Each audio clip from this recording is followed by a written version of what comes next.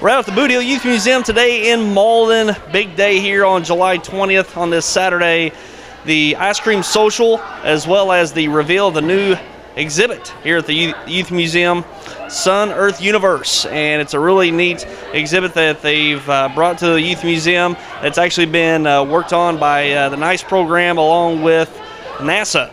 NASA had a hand in this exhibit that's all around the country and here at the Youth Museum, and a big celebration of the 50th anniversary of the lunar landing back in 1969. First steps on the moon all the way back to 1969, so a big celebration here of 50th anniversary, not only here but around the country, and the Youth Museum's doing a great job getting behind it, making a great experience for the kids, as we see here lining up for all the ice cream and the cobbler they've put together here for celebrating Apollo 11 and the 50th anniversary. And we're going to be on hand to take a look at everything, the exhibit, as well as get a little information on NASA's ties to Malden. Believe it or not, there's a little tie to the Malden area from the NASA program and other astronauts in the NASA program. We're going to talk to Mitch Green about that. He's helping out here today with the exhibit and the ice cream social. So a lot to get to today. We're going to take a look around at everything. Hopefully you'll enjoy it.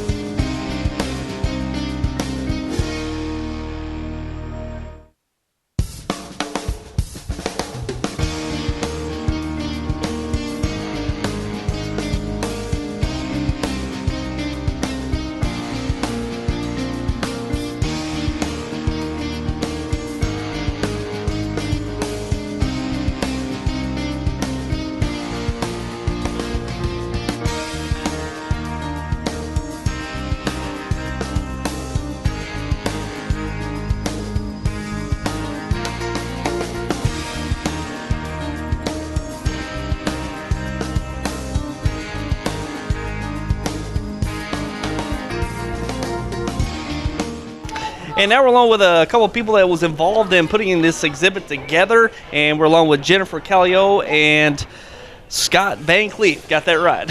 So we get that right. But they're here from Minnesota, come all the way down to Minnesota, working with the Youth Museum and getting this exhibit put together. So what was y'all's role, and where exactly y'all from in Minnesota?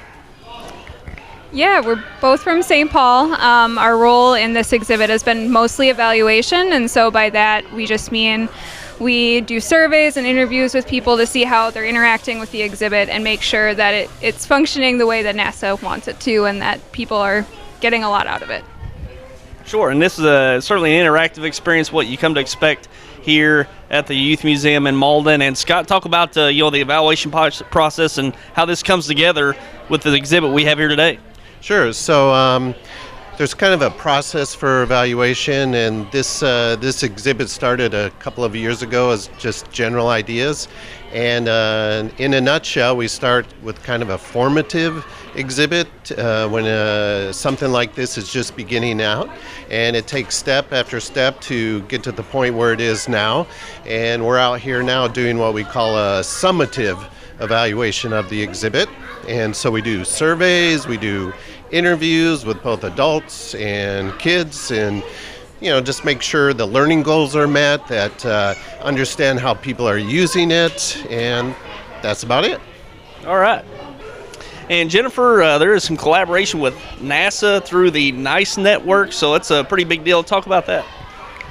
I'm newer to the project. I've been here. I also do exhibit development work, so we work on the toolkits that a lot of these informal science centers receive each year. And so with our work with NASA, we make sure that we address the Science Mission Directorate, which is not manned spaceflight, but all the science that goes around it. So every year the content goes through NASA content advisors and make sure that it's up to the current standards. And with the creation of the toolkits, it's a lot of really creative people coming up with ideas that address those space concepts, and whether it be board games or interactive hands-on activities. So. Also, I just add that the Bootheel Children's Museum has been a long time valued partner with the NISE network, and we just hope to continue that. So. Sure, it's a great addition to the museum here, and I tell you, it's the 50th anniversary of the lunar landing. It's a great opportunity to tie that to the kids and the NASA program and space science. It all just works great together. Absolutely. Yeah. All right, and Jennifer, Scott, appreciate you spending some time with us, and appreciate all that you've done to bring this to Malden and the Bootheel. Awesome. Thanks Thank you for very having much. us. Yeah. Yep. And now I'm along with Mitch Green, and Mitch is going to talk with us about the local ties to the NASA program here from the Malden area. Now, Mitch, you got some interesting information for us. Talk about the ties that we have here in the Bootheel to the NASA program. Right, so many people remember that Malden was a training base for pilots for World War II with the Army Air Base, and then during the Korean War with the Anderson Air Activities that was so big in town. And during that time, the Anderson Air Activities time, Jack Swigert, who was the command module pilot for Apollo 13, took his flight training here. And we have a copy of a letter where Mr. Swigert had sent to one of his instructors from the Air Base, and stating that he can attribute his success for getting Apollo 13 back from his initial flight training in Malden. And then also there's a man named Robert Lawrence. Major Lawrence was in the Air Force, and he was the first African American to receive pilot's wings. Also took his initial flight training here at Malden. Unfortunately, Mr. Lawrence didn't get to go to space. He was killed in a training accident. But that's two pretty significant contacts we have with the space program, which is pretty nice considering what we have going on today as well. Sure, and Apollo 13, of course, many people can recall the movie. Yep. And Swigert is which character in the movie? He was the command module pilot, so that would be Kevin Bacon's character on the movie. So yeah, it was a pretty neat ties, a lot of history. Sure, that is really neat. That small world a lot of times when it comes to things of great significance around the country, and including the NASA program. So this is a really cool deal. 50th anniversary of Apollo 11, celebrating the lunar landing, and it's just great that the museum can put together an exhibit like this to tie it all together. The past to now the present, and the things that the country and the NASA program is going to be doing going ahead with things like Mars. It's just really interesting.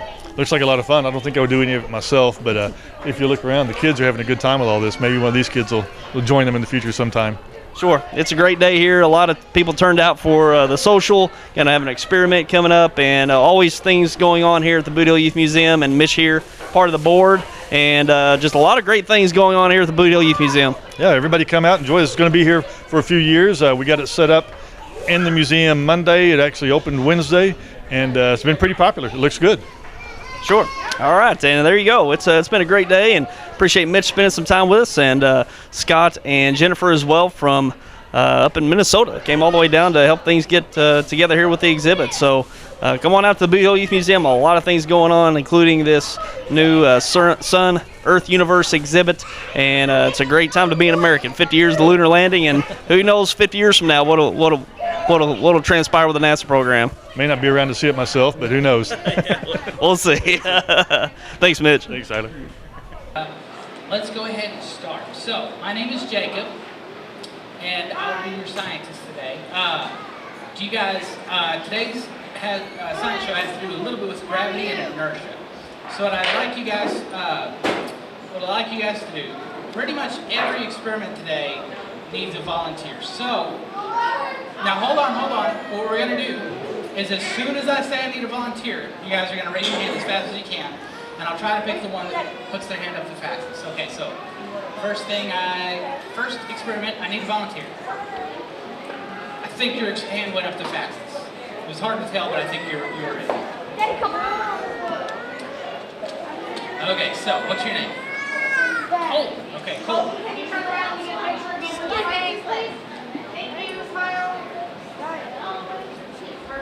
So Colt, if you could turn to the audience and recite Newton's first law of physics for me, that'd be great.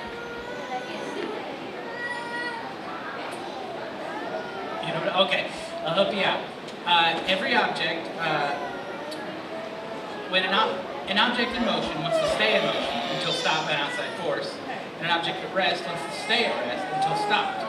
So if I were to sit these beads here, and I were to never set them in motion, no force ever acted upon them, how long would they stay there?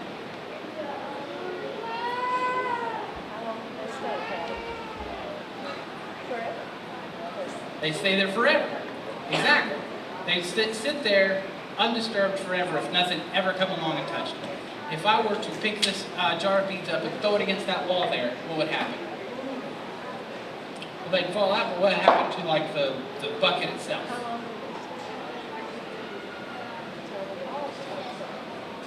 It would just hit the wall, so it would continue on its path until stopped by the wall, an outside force. Exactly. So if I were to raise the beads up and drop them and let gravity act upon them, what would happen? How far would they fall? Until they hit this and gravity, or until an outside force stopped them, right? So what I need you to do, I need you to grab hold of the little string of beads, and don't do it yet, but with all your strength, all your force, grab them and send them straight down toward the floor as hard as you possibly can. All your strength, yeah. Just yank them hard as you possibly can. Yeah, right now.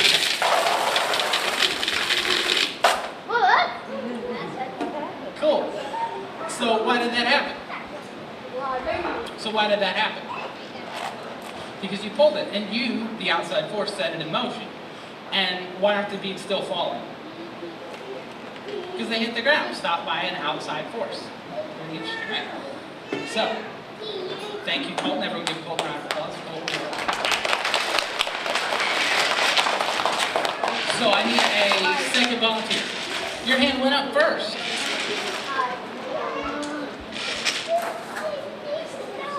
Okay, so I need you to take this cup of water, don't drink it, and don't spill it. Don't spill it. You sure? Okay. Now keep not spilling it, okay? Now what I'm going to have you do here in just a second, I'm going to have you, and you on either side might want to back up a little bit, just because this is water. So what I'm going to have you do, I'm going to have you set that cup on this pedestal, and right in the center of it, and I'm going to have you swinging around in a big circle, and not spill it. And not hit anybody. You think you can handle it? No? Why do you think it's impossible not to spill it? Because when you go upside down, gravity pulls it down. It's a pretty logical assumption, but I'll tell you what was your name again? Sophia, sorry about that. So Sophia, if you go, and you go as hard as you can, and you don't let it spill, then I bet you probably won't spill out. Okay? Do you want to try it? Okay. Now we'll give the people here and here a final warning that maybe you want to stand up and move out, but you cannot get mad at me or Sophia for getting wet. You guys agree? If you guys get wet, you can't get mad at us. Okay. So you're going to hold it like that. Now raise the string up and then gently let go of the platform. Okay, now turn toward the audience. And I need you to swing it around as fast as you can. Congratulations, you did it! She did it! Congratulations, thank you, Sophia. Let's give Sophia a round of applause. Thank you. So, why does it do this? Because it's going so fast. It wants to fly out in all directions, but it can't. And why can't it? It's going too fast, but what's holding it back? Gravity. Now, what's this pink thing here? The string. The string is holding it back from flying up against the ceiling. Now, it wants to fly in that direction, opposite of gravity, but it goes in a big circle, so it can't.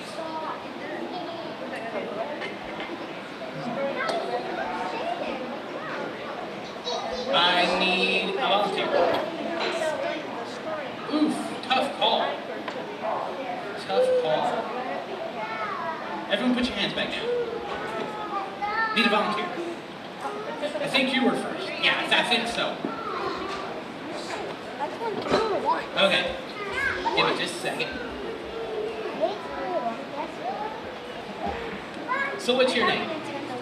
Jaden. Jaden, okay. Everyone say hello to Jaden. So Jaden, I have a question for you. You're going to take this ball and put it on that gust of wind. You guys see all this wind? I was blowing my sleeve. There's a big stream of air coming up here. So Jaden, if I were to put this ball, or if you were to put this ball in this stream of air, what would happen? Go up. Okay, and why would it go up? The air. Because the air's blowing it up against gravity. So go ahead and try it. The air is blowing it up, then it's blowing. Might back up a little bit. Very good, very good. Like magic. Now this one is made of a thinner material. It's a little bigger, but it's made of a thinner material, and it has less mass to it. So what do you think will happen to this one when it's put up on there? It has less mass, meaning it's lighter. Gravity has less of an effect on it. So you think it'll go higher? Okay, go ahead and try it. So it went a little higher. Okay. Do you want to try one last thing?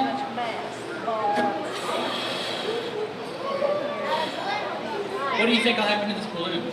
I'll go way up this You're going to go all the way up? Let's push it. I think it's Just a little bit. I think it's Maybe gonna it can. happen. Okay, go ahead and try it. Yeah. Nope, it bounced off. Try it one more time.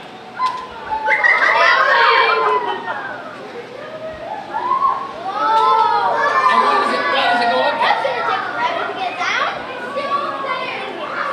It has less mass to it. That's exactly right. Everyone give her a round of applause.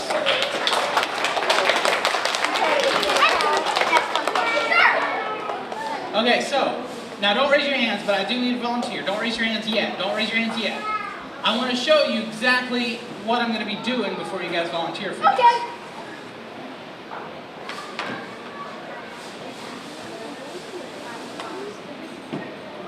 Okay, so I'm going to take this glass of water, put this tray on it, a paper towel tube, and an egg. So I'm going to, hold on. So without touching the egg or the glass, or the paper towel tube, I'm going to knock the egg into the glass. Do you think it'll be successful? Why do you think it'll be successful? Okay. 1, 2, 3. Okay. So now that you guys know about what I'm doing, does anyone want to try it? I want to do it. I want to try it. Yeah, I think you've raised your hand a lot, and I think were you the first? I can't tell hardly sometimes. Were you first? Okay. Okay, why don't you come up here? Okay. Oh no, I was going on. And that was pretty much all I had. There's someone's bottle water that they forfeit. Don't think I'll say it once. Okay, so are you right or left-handed? Please sit down. You're left-handed? Okay, I'm gonna move these down here. So, yeah. It'll still need to be moved down here first. Okay, so what was your name? Huh? Aubrey? Okie doke. So, Aubrey, how confident are you? You think you'll be able to get it?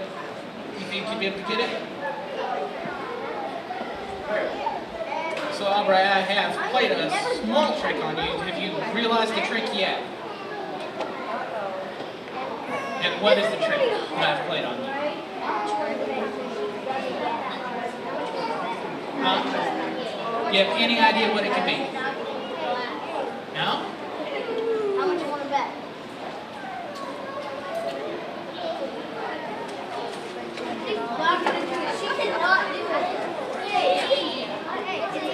Okay, has the audience figured out the trick I played on Aubrey?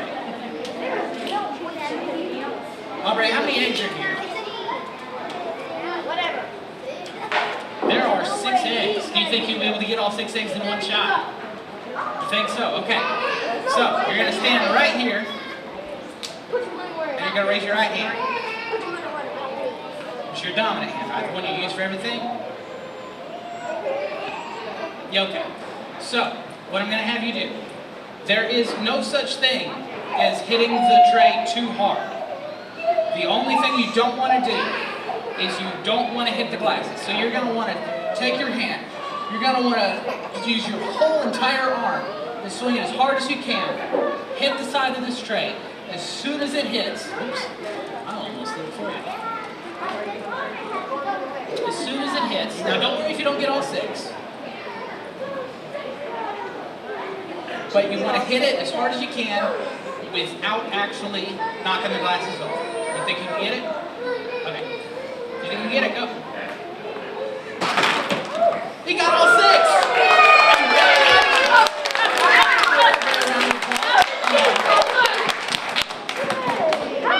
I'd like to thank everyone for coming out to our Apollo 11 50th anniversary day. Thank you guys for coming. I hope you guys enjoyed the cowboy and ice cream. Hope you guys enjoyed the science show. And I hope you guys learned something. Enjoy the rest of the day. And thank you for coming.